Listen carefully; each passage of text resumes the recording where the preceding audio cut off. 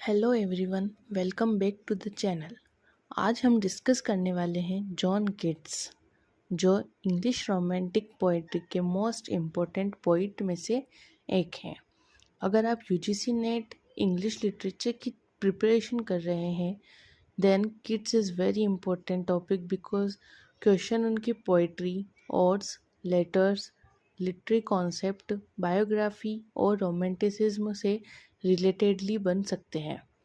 So today हम kids को सिर्फ बायोग्राफी के फॉर्म में नहीं बल्कि net UGC exam point of view से अंडरस्टैंड करेंगे।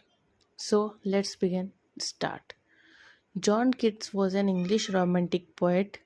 उनका बर्थ हुआ 31 अक्टूबर 1795 लंदन और उनकी डेथ हुई 23 फरवरी 1821 इन रोम।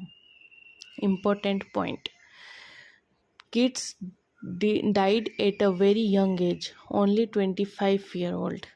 Keats के साथ जनरली 10 मेजर रोमांटिक पोइट्स को याद रखा जाता है: वर्ड्सवर्थ, कॉलेज, कीट्स। लेकिन क्रोनोलॉजी ऑर्डर में Keats belongs to the second generation of romantic poets along with Lord Byron, John Keats. Nat Trick.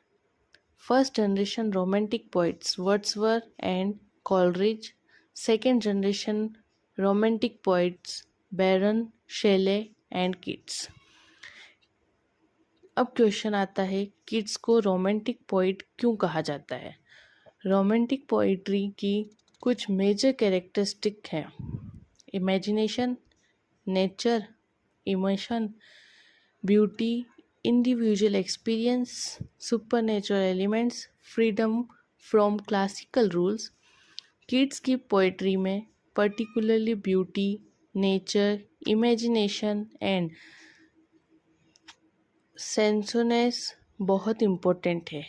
Kids के लिए ब्यूटी सिर्फ फिजिकल ब्यूटी नहीं है, beauty become a way of understanding life and truth. Keats की poetry एक very important characteristic है sensuousness. Sensuousness का simple meaning है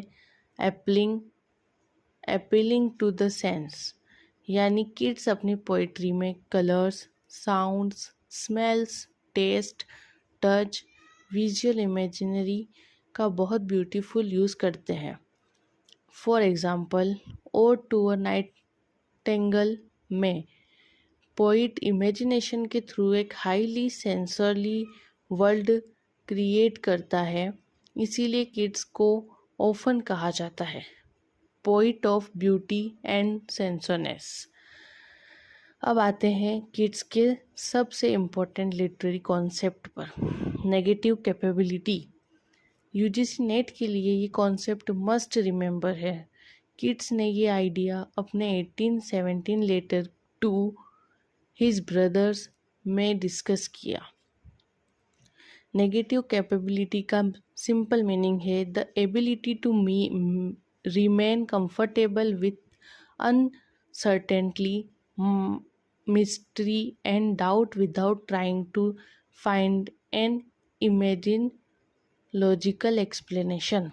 सिंपल हिंदी में, अगर लाइफ में कोई क्वेश्चन ऐसा है जिसका क्लियर आंसर नहीं है तो पोइट को हर चीज़ का लॉजिकल एक्सप्लेनेशन इमीडिएटली फाइंड करने की ज़रूरत नहीं है। He should be able to live with uncertainties, mysteries, doubts.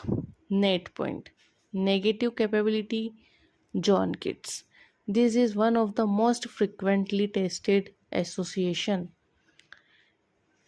Kits के अकॉर्डिंग ग्रेट पोइट के पास एक क्वालिटी होनी चाहिए जिसे हम नेगेटिव कैपेबिलिटी कहते हैं, यानी पोइट को अनसर्टेनिटी को एक्सेप्ट करना चाहिए। फॉर एग्ज़ाम्पल, लाइफ में ब्यूटी भी है और सफरिंग भी, लव भी है और लॉस भी। लाइफ टेम्पररी है बट इमेजिनेशन उसको मीनिंगफुल बना सकती है। किड्स इन कंडीशंस को इमीडिएटली सॉल्व नहीं करता। Instead he experience them.